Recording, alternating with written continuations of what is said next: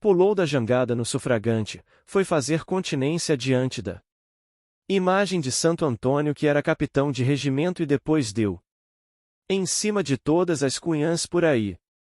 Logo topou com uma que fora varina lá na terrinha do compadre, chegadinho e ainda cheirava no mais um fartum bem de peixe.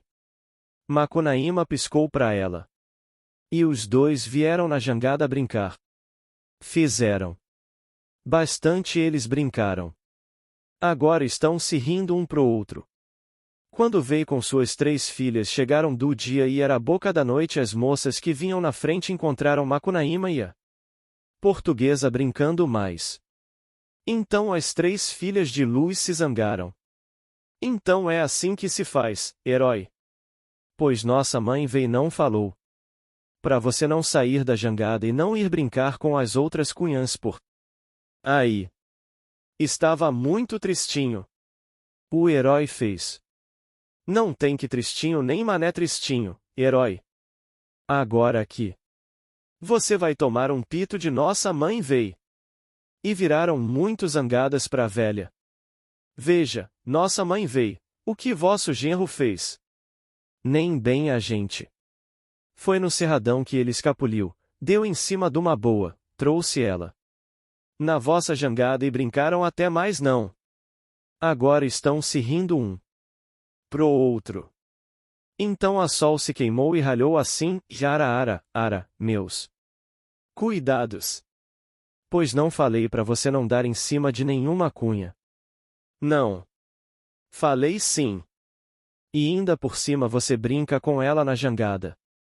Minha, e agora estão se rindo um pro outro. Estava muito tristinho. Macunaíma repetiu. Pois se você tivesse me obedecido, casava com uma das minhas filhas e havia de ser sempre moço e bonitão. Agora você fica pouco tempo moço tal qualmente os outros homens e depois vai ficando mocetudo e sem graça nenhuma. Macunaíma sentiu vontade de chorar. Suspirou. Se eu soubesse. Se eu soubesse é santo que nunca não valeu pra ninguém, meus cuidados. Você o que é, mas é muito safadinho. Isso sim. Não te dou mais nenhuma das minhas filhas não. Daí Macunaíma pisou nos calos também. Pois nem eu queria nenhuma das 3, sabe? 3, diabo fez. Então veio com as 3 filhas, foram pedir pouso num hotel e deixaram Macunaíma dormir com a portuga jangada. Quando foi ali pela hora antes da madrugada, veio a sol com as moças para darem o passeio na baía e encontraram Macunaíma com a portuguesa ainda pegados no sono. Veio, acordou os dois e fez presente da pedra vató para Macunaíma. E a pedra vató dá fogo quando a gente quer. E lá se foi a sol com as 3 filhas de Luz. Macunaíma ainda passou esse dia brincando com a varina pela cidade. Quando foi de noite, eles estavam dormindo num banco do Flamengo quando chegou uma assombração medonha. Era Meaniqueteibe que vinha para engolir o herói. Respirava com os dedos. Escutava pelo umbigo e tinha os olhos no lugar das mamicas. A boca. Era 2 bocas estavam escondidas na dobra interior dos dedos dos pés. Macunaíma acordou com o cheiro da assombração e jogou-no viado Flamengo fora. Então Meaniqueteibe comeu a varina e se foi. No outro dia Macunaíma não achou mais graça na capital da República. Trocou a pedra vató por um retrato no jornal e voltou pra Taba do Igarapé Tietê. Nona. Carta pras Icamiabas. As muito queridas súbditas nossas, senhoras Amazonas. 30 de maio de 1926, São Paulo. Senhoras. Não pouco vos surpreenderá, por certo, o endereço e a literatura desta missiva. Cumpre-nos, entretanto, iniciar estas linhas de saudades e muito amor, com desagradável nova. É bem verdade que na boa cidade de São Paulo, a maior do universo, no dizer de seus prolixos habitantes, não sois conhecidas por aí camiabas, vós espúria, senão que pelo apelativo de Amazonas, e de vós, se afirma, cavalgardes. Ginetes belígeros e virdes da Hélade clássica, e assim sois chamadas. Muito nos pesou a nós, imperator vosso, tais deslates da erudição. Porém eis de convir conosco que, assim, ficais mais heróicas e mais conspícuas, tocadas por essa platina respeitável da tradição e da pureza antiga. Mas não devemos desperdiçarmos vosso tempo fero, e muito menos conturbarmos vosso entendimento, com notícias de mau calibre. Passemos, pois, imediato, ao relato dos nossos feitos por cá. Nem 5 sóis eram passados que de vós nos partíramos, quando a mais temerosa desdita pesou sobre nós. Por uma bela noite dos idos de maio do ano translato, perdíamos a Muraquitã, que outrem grafara Muraquitã, e, alguns doutos, ciosos de etimologias esdrúxulas, ortografam Muraquitã e até mesmo Muraqueitã, não sorriais. À vez de saber que este vocábulo, tão familiar às vossas trompas de Eustáquio, é quase desconhecido por aqui. Por estas paragens mui civis, os guerreiros chamam-se polícias, grilos, guardas cívicas, boxistas, legalistas, mazorqueiros, etc., sendo que alguns desses termos são neologismos absurdos, bagaço nefando com que os desleixados e petimetres conspurcam o bom falar lusitano. Mas não nos sobra já vagar para discretearmos a subtegminifagi, sobre a língua portuguesa, também chamada lusitana. O que vos interessará mais, sem dúvida, é saberdes que os guerreiros de cá não buscam mavórticas damas para o enlace epitalâmico, mas antes as preferem dóceis e facilmente trocáveis por pequeninas e voláteis folhas de papel a que o vulgo chamará dinheiro, o a curriculum vitae da civilização, a que hoje fazemos ponto de honra em pertencermos. Assim a palavra Muiraquitã, que fere já os ouvidos latinos do vosso imperador, é desconhecida dos guerreiros, e de todos em geral que por estas partes respiram. Apenas alguns a sujeitos de importância em virtude e letras. Como já dizia o bom velhinho e clássico Frei Luís de Souza, citado pelo doutor Rui Barbosa, ainda sobras muiraquitãs projetam as suas luzes, para aquilatá-las de medíocre valia, originárias da Ásia, e não de vossos dedos, violentos no polir. Estávamos ainda abatido por termos perdido a nossa Muiraquitã em forma de sáurio, quando talvez por algum influxo metapsíquico. Ou, quiloçá, provocado por algum libido saudoso, como explica o sábio tudesco, Dr. Sigmundo Freud, Lede Freud, se nos deparou em sonho um arcanjo maravilhoso. Por ele soubemos que o talismã perdido estava nas diletas mãos do Dr. Venceslau Pietro Pietra, súbdito do vice-reinado do Peru, e de origem francamente florentina, como os Cavalcantes de Pernambuco, e como o doutor demorasse na ilustre cidade anchetana, sem demora nos partimos para cá, em busca do velocino roubado. As nossas relações actuais com o doutor Venceslau são as mais lisonjeiras possíveis, e sem dúvida mui para breve recebereis a grata nova de que hemos reavido o talismã, e por ela vos pediremos alvíçaras. Porque, súbditas dilectas, é incontestável que nós, imperator vosso, nos achamos em precária condição. O tesouro que daí trouxemos, foi-nos de mister convertê-lo na moeda corrente do país, e tal conversão muito nos ha dificultado o mantenimento, devido às oscilações do câmbio e à baixa do cacau. Sabereis mais que as donas de cá não se derribam a pauladas, nem brincam por brincar, gratuitamente, senão que as chuvas do vil metal, repuxos brasonados de champanhe, e uns monstros comestíveis, a que, vulgarmente, dão o nome de lagostas. E que monstros encantados! Senhoras amazonas! De uma carapaça polida e sobrosada, feita a modo de casco de nau, saem braços, tentáculos e cauda remígeros, de muitos feitios, de modo que o pesado engenho, deposto num prato de porcelana de Sèvres, se nos antoja qual velejante trirreme a bordejar água de Nilo, trazendo no bojo o corpo inestimável de Cleópatra. Ponde tento na acentuação deste vocábulo, senhoras amazonas. Pois muito nos pesara não preferisseis conosco essa pronúncia condizente com a lição dos clássicos, a pronúncia Cleópatra, dicção mais moderna, e que alguns vocabulistas levianamente subscrevem, sem que se apercebam de que é ganga desprezível, que nos trazem, com o enxurro de França, os galiparlas de má morte. Pois é com esse dedicado monstro, vencedor dos mais delicados véus paladinos, que as donas de cá tombam nos leitos nupciais.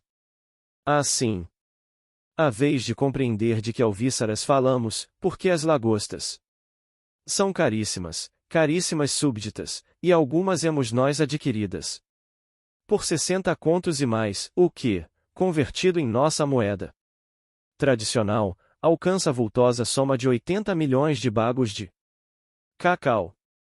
Bem podereis conceber, pois, quanto hemos já gasto, e que já estamos carecido do vil metal, para brincar com tais difíceis donas. Bem quiséramos impormos a nossa ardida chama uma abstinência penosa embora, para vos pouparmos despesas, porém que ânimo forte não cedera ante os encantos e galanteios de tão agradáveis pastoras. Andam elas vestidas de rutilantes joias e panos finíssimos, que lhes acentuam o donaire do porte, e mal encobrem as graças, que, a de nenhuma outra cedem pelo formoso do torneado e pelo tom. São sempre alvíssimas as donas de cá, e tais e tantas habilidades demonstram, no brincar, que enumerá-las, aqui seria fastiendo.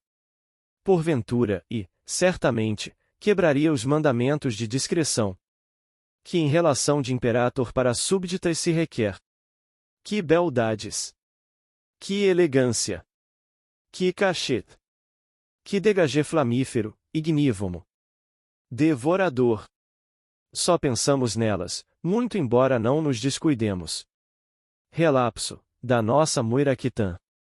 Nós, nos parece ilustres amazonas, que assaz ganharíeis em aprenderdes com elas, as condescendências, os brincos e passes do amor.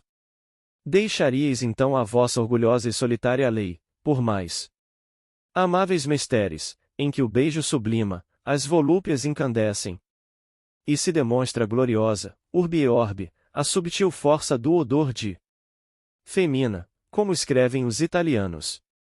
E já que nos detivemos neste delicado assunto, não no abandonaremos sem mais alguns reparos, que vos poderão ser úteis. As donas de São Paulo, sobre serem muito formosas e sábias, não se contentam com os dons e excelência que a natura lhes concedeu. Assaz se preocupam elas de si mesmas, e não puderam acabarem consigo, que não mandassem vir de todas as partes do globo, tudo o que de mais sublimado e gentil acrisolou a ciência fecenina, digo, feminina das civilizações havitas. Assim é que chamaram mestras da velha Europa, e sobretudo de França, e com elas aprenderam a passarem o tempo de maneira bem diversa da vossa. Ora se alimpam, e gastam horas nesse delicado mester, ora encantam os convívios teatrais da sociedade, ora não fazem coisa alguma, e nesses trabalhos passam elas o dia tão entretecidas e afanosas que, em chegando a noite, mal lhes sobra vagar para brincarem e presto se entregam nos braços de Orfeu, como se diz.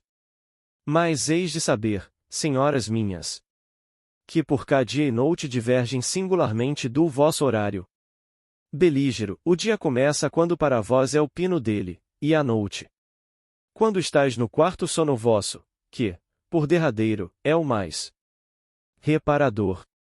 Tudo isso as donas paulistanas aprenderam com as mestras de França, e mais o polimento das unhas e crescimento delas, bem como, aliás, a orgesco referens, das demais partes córneas dos seus companheiros legais. Deixai passe esta flórida ironia. E muito há que vos diga ainda sobre o jeito com que cortam as comas, de tal maneira gracioso e viril, que mais se assemelham elas a efebos e antinous, de perversa memória, que a matronas de tão directa progênie latina. Todavia, convireis conosco, no desacerto de longas trancas por cá, se atenderdes ao que mais atrás ficou dito, pois que os doutores de São Paulo não derribam as suas requestadas pela força, senão que a troco de oiro e de ocustas, as ditas como as são de só menos, acrescendo ainda que assim se amainam os males, que tais como as acarretam, de serem moradia e pasto habitual de insectos mui daninho como entre vós se dá. Pois não contentes de terem aprendido de França, as subtilezas e passes da galanteria a Luís XV, as donas paulistanas importam das regiões mais inóspitas sei que lhes acrescente ao sabor, tais como pezinhos niponicos, rubis da Índia, desenvolturas norte-americanas e muitas outras sabedorias e tesouros internacionais. Já agora vos falaremos ainda, bem que por alto, do unitente armento de senhoras, originárias da Polônia, que aqui demoram e imperam generosamente. São elas muito alentadas no porte mais numerosas que as areias do mar oceano. Como vós, senhoras amazonas, tais damas formam um gineceu, estando os homens que em suas casas delas habitam, reduzidos escravos e condenados ao vil ofício de servirem. E por isso não se lhes chamam homens, senão que a voz espúria de garçons respondem, e são assais polidos e silentes, e sempre do mesmo indumento gravebundo trajam. Vivem essas damas encasteladas num mesmo local, a que chamam por cá de quarteirão, e mesmo de pensões ou a zona estragada. Sobrelevando notar que a derradeira destas expressões não caberia, por indina nesta notícia sobre as coisas de São Paulo, não for o nosso anseio de sermos exacto e conhecedor. Porém se, como vós, formam essas queridas senhoras um clã de mulheres, muito de vós se apartam do físico, no gênero de vida e nas ideais. Assim vos diremos que vivem à noite, e se não dão aos afazeres de Marte nem queimam o destro seio, mas a Mercúrio cortejam tão somente, e quanto aos seios, deixam-nos envolverem, a feição de gigantescos e flácidos pomos, que, se lhes não acrescentam ao donaire, servem para numerosos e árduos trabalhos de excelente virtude e prodigiosa excitação. Ainda lhes difere o físico, tanto ou quanto monstruoso, bem que de amável monstruosidade, por terem elas o cérebro nas partes pudendas. E como tão bem se diz em linguagem madrigalesca, o coração nas mãos. Falam numerosas e muito rápidas línguas, são viajadas e educadíssimas, sempre todas obedientes por igual, embora ponto ricamente díspares entre si, quais loiras, quais morenas, quais fosse magres, quais rotundas, e de tal sorte abundantes no número e diversidade, que muito nos preocupa a razão, o serem todas e tantas, originais de um país somente. Acresce ainda que a todas se lhes dão o excitante, embora injusto, epíteto de afrancesas. A nossa desconfiança é que essas damas não se originaram todas da Polônia, porém que faltam à verdade, e são iberas, itálicas, germânicas, turcas, argentinas, peruanas, e de todas as outras partes férteis de um e outro hemisfério. Muito estimaríamos que compartilhasseis da nossa desconfiança, senhoras amazonas, e que convidasseis também algumas dessas damas para demorarem nas vossas terras e império nosso, porque aprendais com elas um moderno e mais rendoso gênero de vida, que muito fará avultar os tesouros do vosso imperador. E mesmo, se não quiserdes largar mão da vossa solitária lei, sempre a existência de Algumas centenas dessas damas entre vós, muito nos facilitará o modus in rebus, quando for no nosso retorno ao Império do Mato Virgem, cujo este nome, aliás, proporíamos se mudasse para Império da Mata Virgem, mais condizente com a lição dos clássicos.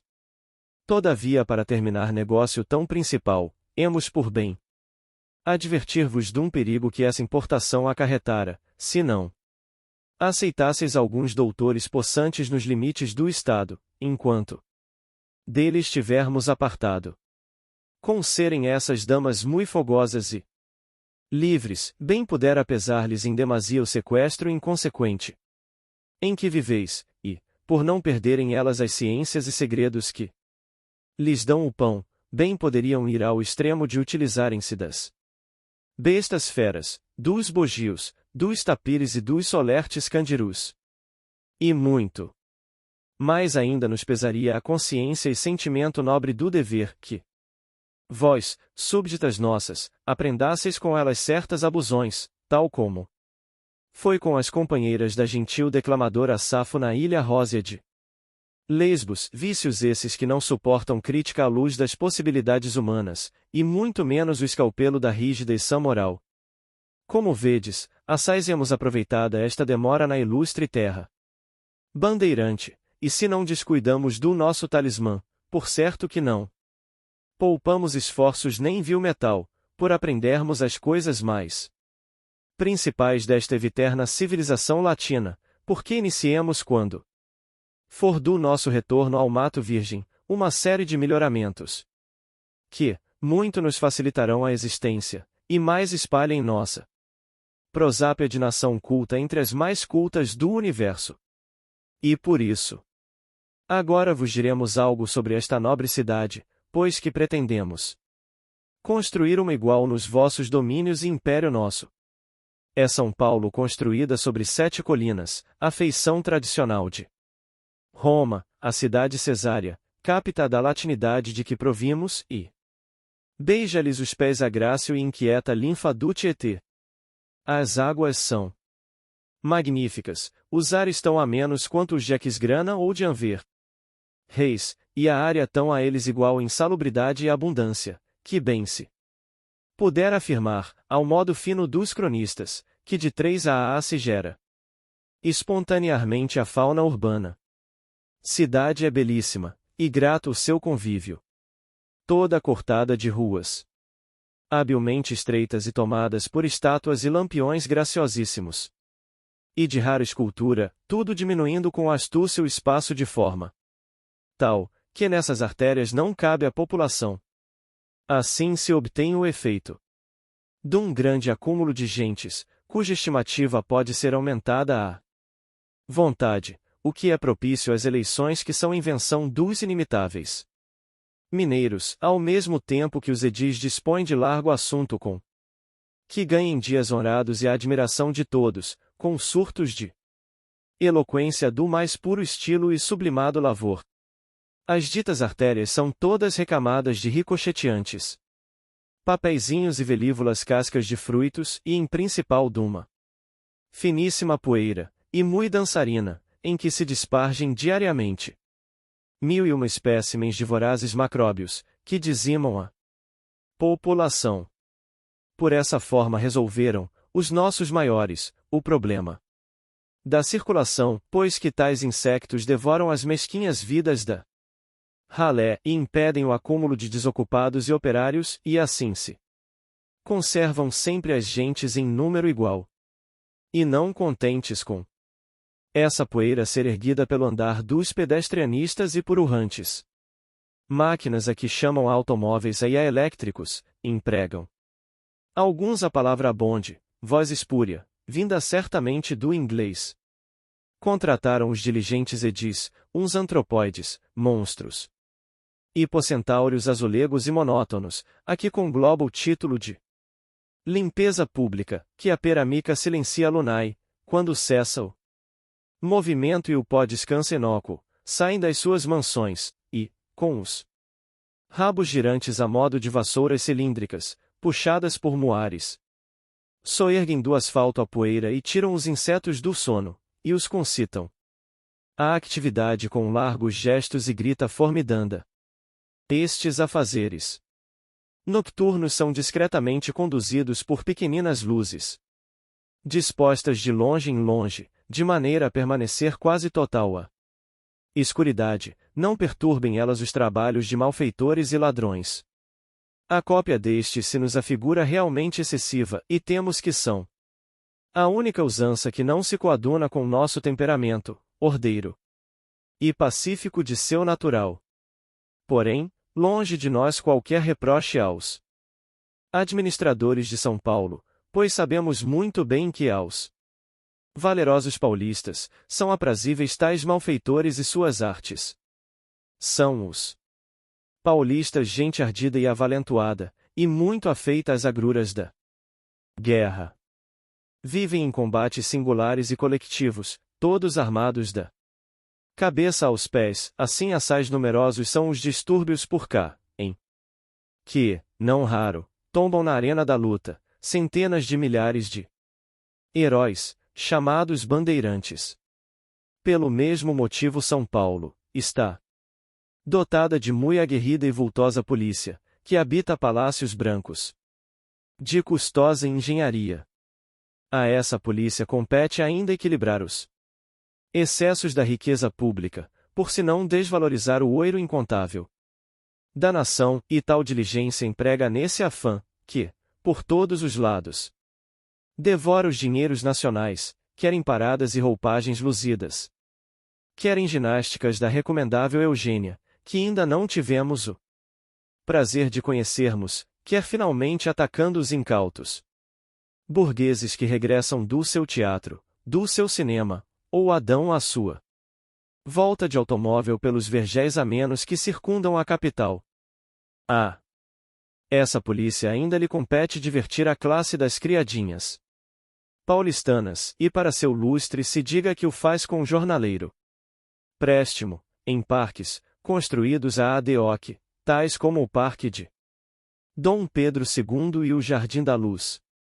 E quando o numerário dessa polícia avulta, são os seus homens enviados para as regiões longínquas e menos férteis da pátria, para serem devorados por súcias de gigantes antropófagos, que infestam a nossa geografia, na inglória tarefa de ruir por terra governos honestos e de pleno gosto e assentimento geral da população, como se discrimina das urnas e dos ágapes governamentais. Esses mazorqueiros pegam-nos polícias, assam-nos e comem-nos ao jeito alemão, e as ossadas caídas na terra maninha são excelente adubo de futuros cafezais.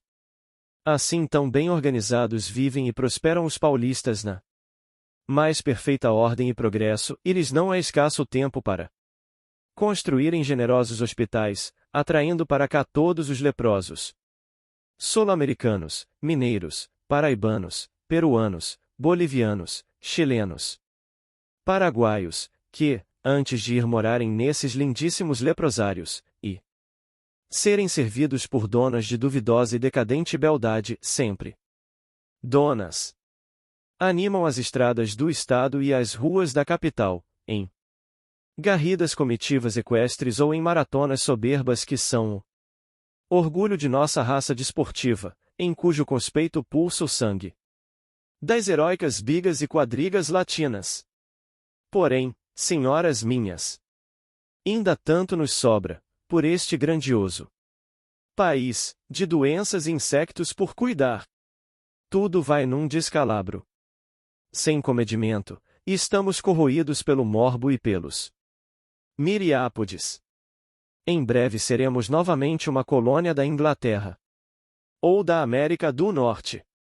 Por isso e para eterna lembrança destes paulistas, que são a única gente útil do país, e por isso chamados de locomotivas, nos demos ao trabalho de metrificarmos um dístico, em que se encerram os segredos de tanta desgraça.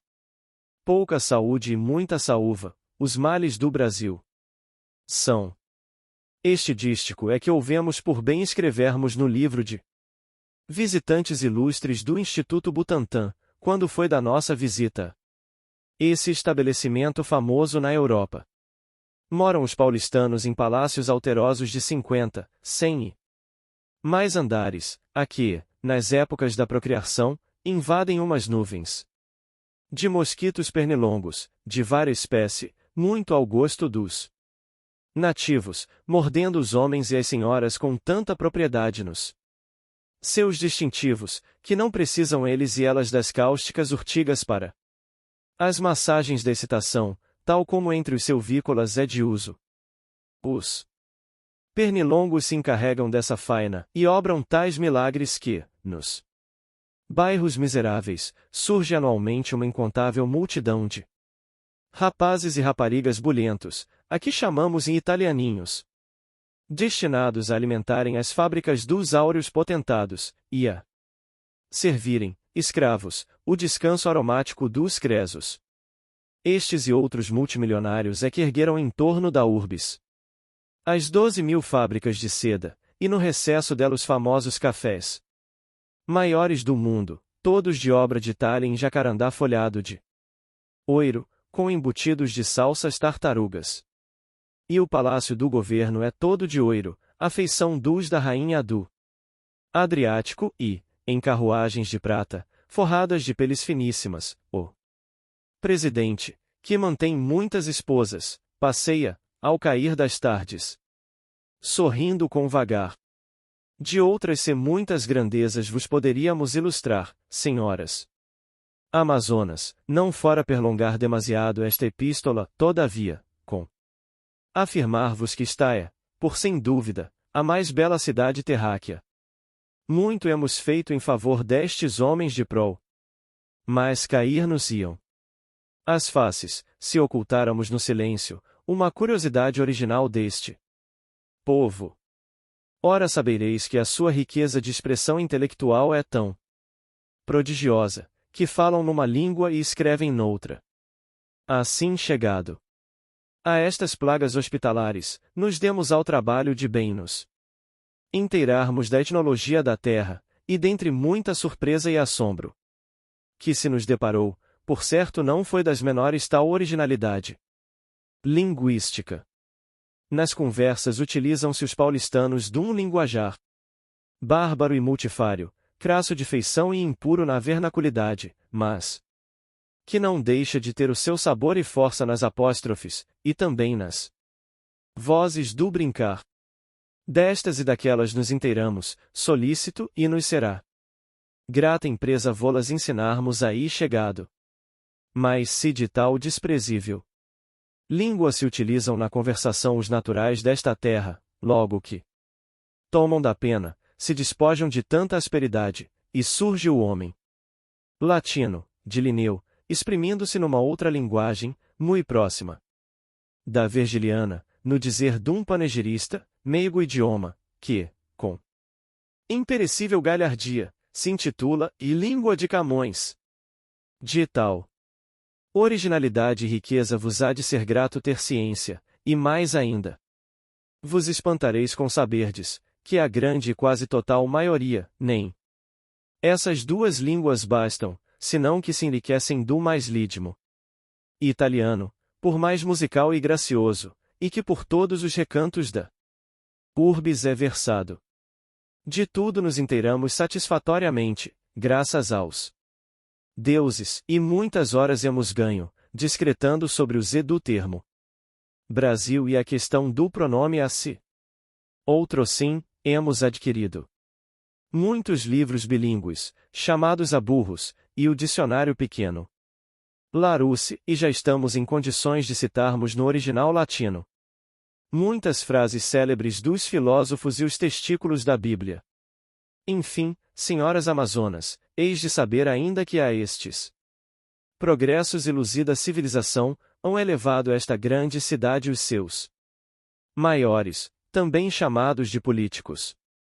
Com este apelativo se designa uma raça refinadíssima de doutores, tão desconhecidos de vós, que os diríeis monstros. Monstros são na verdade mais na grandiosidade incomparável da audácia, da sapiência, da honestidade,